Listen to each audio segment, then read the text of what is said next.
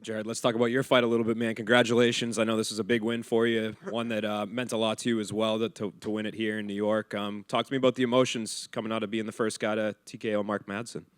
Uh, I mean, he's only had that was his sixth UFC fight, so it was great though. I mean, it's been a long year for me, a lot of ups and downs, more downs than ups, and it's coming to my hometown where I was literally in this area for years. I trained at Henzo Gracie's down the block. I feel like a broken record because I said this 50 times already, but my grandfather fought in Madison Square Garden 4 times. He was a pro boxer. He was really good too. He was 38-3 as a pro, better record than mine. Uh, and I was born in Manhattan, been here forever, and I used to shoot heroin all over this area, and I used to walk by the garden like, oh, one day, like a high on heroin, like, oh, I'm gonna fight there one day, like, and it was a pipe dream, and here I am. How do you channel all those emotions? I think a lot of times when people compete at home, it's like, oh, I used to like to watch the Rangers play, but for you, you have the family ties, you have the addiction ties that you just mentioned. How do you channel all that on a fight week and get it done like you did? I don't know, honestly. I just have faith and trust in God's plan. And first of all, I work my ass off. I don't cut any corners. I'm in the gym every day, never miss practices. I do everything. I torture myself on my own. So, and I do what I know I have. I do what I'm not good at as much as possible. So I know that, I won't have any weak areas. And I've been doing this for a while. I have a lot of fights, and I'm a little older now. I'm not 23 anymore. So hard work, consistency, and faith, and that's how I get it done. Given all the meaning this fight had, where do you feel like this ranks in your career moments? It's pretty high on the list, definitely. I guess it's the highest moment for me. My debut was pretty cool, my UFC debut, but losing to Patty was pretty cool too. That helped me actually. Silver lining in that one, but yeah, this one it's definitely up there. And I guess, is that some sort of reassurance for you at all, like in this journey that, 14 fights into your UFC career, like you've had ups and downs, but here you are, and your most recent one was your highest moment? I mean, it's never going to be easy for me. No matter what I do in life, everything's always been like a struggle. Nothing was ever handed to me. Nothing's ever been handed to like my friends and family. Everyone that's surrounded me has like a tough go at shit. Like, there's people who have like, it's like, well, how is their path so easy? That's never been my case, no matter what I do. So, it's par for the course for me. I guess, where do you go from here? This one just got over. Are you trying to get back in there soon? You feel relatively healthy? I'm healthy, man. I want a top 15. I don't know what else I got to do to get a shot at it. I think I deserve it.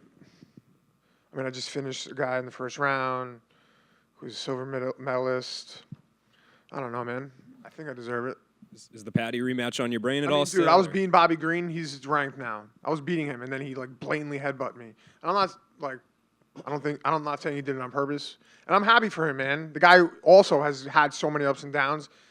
He's older than me, and look where he is now. He actually inspires me. When I saw him knock out Grant Dawson, someone that I lost to. I think I was like one of Grant's hardest fights until he caught me in the end. For Bobby to do that is amazing. Good for him, man.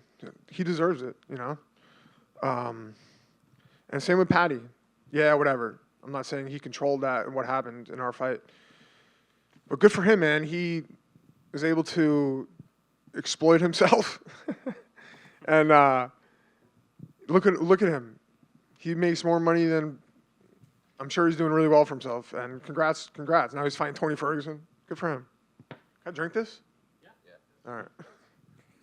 Yeah, right here. I know personally you said like you're happy for them and everything, but professionally, was it difficult at all watching like Bobby Green get this big Tony Ferguson fight and then main eventing and then Patty getting the big name in Tony Ferguson? I mean, it's not like the UFC is like not doing me any favors. They gave me some good fights recently. Yeah. This was a favorable fight for me too against a guy with a good name and a good resume. They gave me Bobby Green after the Patty fight. That was a big name for me, and I was doing my thing until I got no contested. So, I mean, you know, Tony's still a tough fight, even though he's going to go down as a legend of the sport, I think. He's had a rough go, but, you know, this is MMA, man. This is UFC. There's no, like, the math, the way, people's paths. Everyone's different. Everyone has different paths. So, you know, but I don't know. You get what I'm saying? Yeah, I feel you. All right. Have you seen the videos of Tony training with David Goggins and like throwing up after being on the treadmill and everything? I saw some of it. I actually don't watch anything. Like when I don't like really pay much mind to that stuff. But I saw like an article. Oh, he's Tony, and that's cool. He's a freak, Tony Ferguson. Good for him. Like he'll do all sorts of weird shit. So, hey, it works for him. It worked for him for a while. But David Goggins, man, are you gonna run 50 miles a day? That's not gonna help you in a fight. You should go practice MMA if you want to get good at fighting, right? Sure. And you mentioned the silver lining in that loss to Patty. Was that just the amount of like support you got after that and the eyeball? Yeah, on I you? mean, my following had skyrocketed. What sucked about it though was like for the last year, everyone was like, "You're the guy that lost to Patty," and I'm like, "Fuck you!" Like that's what I'm known for, being the guy that got robbed by Patty. That's how it felt at least. And my wife would always be like, "Shut up! Like you're so stupid," you know. And I had to like get back in the win column for that to like go away.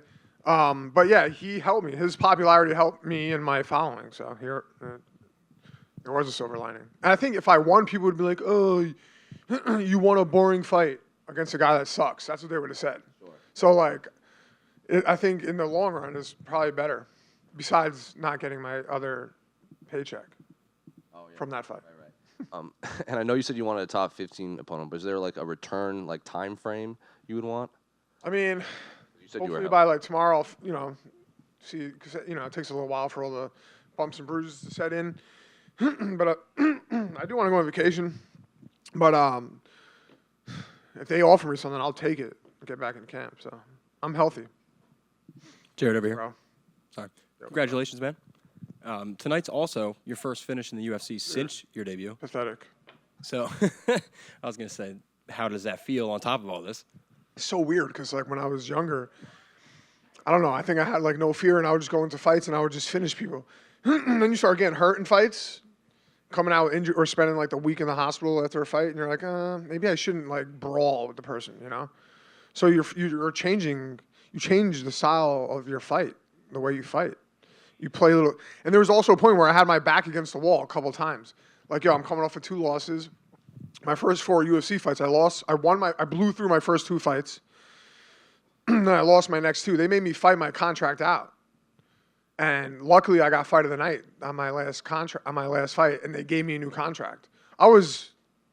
My contract was void. I wasn't a signed fighter, but they gave me a new one.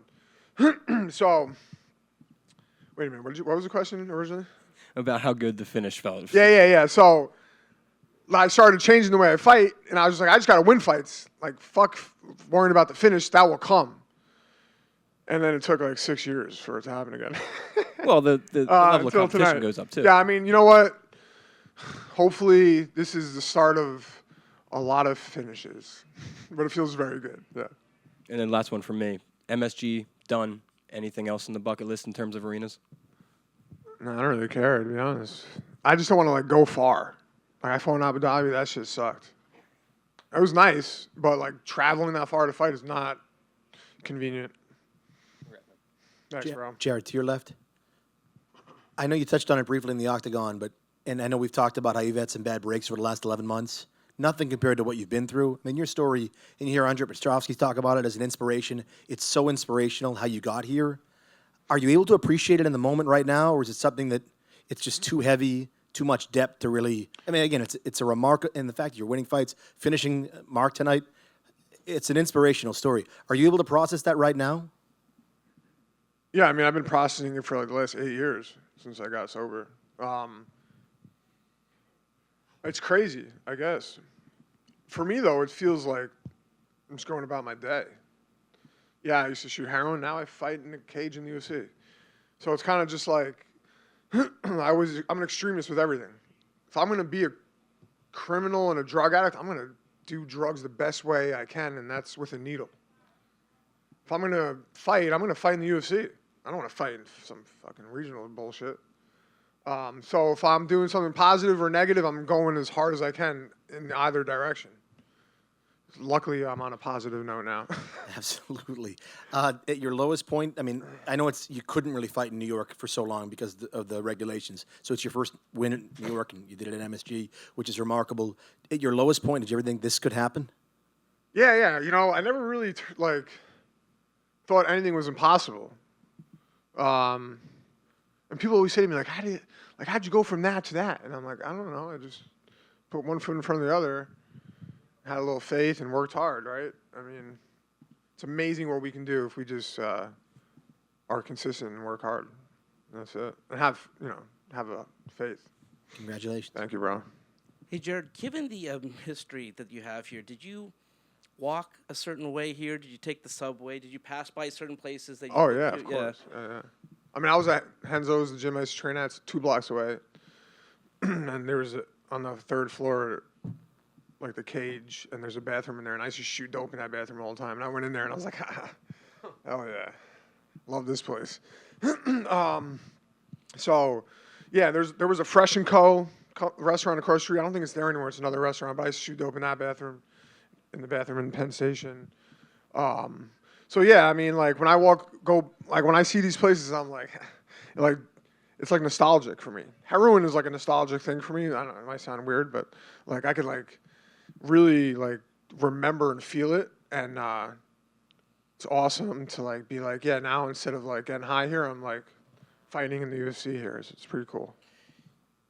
When you had those times, did you ever like look, like you said, like if there was a fight happening here, or like a Knicks game, where you're like, one day, like I'd like to be in there. Like, did you ever think that? Like one day, like I'd like to fight there. Yeah, of course. I used to come to boxing matches, come to Ranger games. When the UFC had their debut here, I was sober at that point, but it was always, of course, I think it's everyone's dream, right, to fight, or if you're a fighter, to fight at Madison Square Garden. And yeah, so it's all, check that off the bucket list. Your grandfather's history here, 4 fights here. Tell me what that means. So now you're part of that now. You've won your first fight here. Yeah, it's crazy. My grandfather was a pro boxer, grew up in Harlem.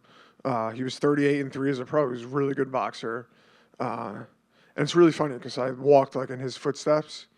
He got arrested in Detroit. I could actually pull the article up on Google. It was the largest heroin bust in Detroit history. He did 8 years in Michigan. I have pictures of him in prison boxing. He boxed the whole 8 years that he was there. He died an alcoholic. He came out of prison and he went back to being a criminal, and he ended up dying an alcoholic. So my mom always says to me, it was her father, like, that I turned it around, Like, he ended his life as an addict, alcoholic, and I've gotten sober. So, I don't know, it's kind of like breaking a family curse, It's pretty crazy. My last question. We passed by these people on our way here. This will be packed tonight. And we passed by people who are going through tough times, panhandlers, drug addicts. There may be someone who sees your story on TV. Tell me what, by the way, you've done such an amazing job of saying you can do it too. If someone sees your story tonight, what do you have to say? There's always a way out, No matter how far down the hole you are, you could turn it around. But you just need to have faith in a higher power and take some suggestions from some people. And if you're sick, get some professional help. That's how it goes. Yeah. Thank you so much. No problem. That's it. I have one question as well. Are you surprised that it was over so fast? I hit him with that right hand, and like he fell back, and I was like, "Whoa, it's pretty cool." Am I surprised? No. 4-ounce gloves, large men hitting each other in the head. It happens fairly easily, actually. If you punch me in the head or in the jaw right now, you could knock me out. So I'm not really surprised. And how is Mark different from other opponents? He wasn't really too different. I think I've fought other opponents who are, well, I know I fought other opponents who are more experienced and I guess better. But I heard this week they were like with over 3,000 wrestling matches, and I was like, holy shit, 3,000 wrestling matches. Like, I didn't have one wrestling match in my life. I just had a couple of MMA fights. So I was like, how am I going to catch up to this guy? But I put the work in, and I've been fighting since I'm 17. I'm 35 now, so I got some experience. And do you have any advice for him now? Take your time. Don't make any rash decisions. But the man he's 38. He's an Olympic athlete. He knows what he needs to do and what he shouldn't do. So he did say to me post-fight that he said this was a very hard fight for me to take, and this is probably my last fight. So thank you. And so we hugged, and I couldn't really get. They were like calling me away to Joe, so I didn't have like a lot of time to speak to him. But I hope he's all right, and I wish him the best. Did you know about Mark's history of wanting to fight here at all? He was supposed to compete here, and then 9/11 happened.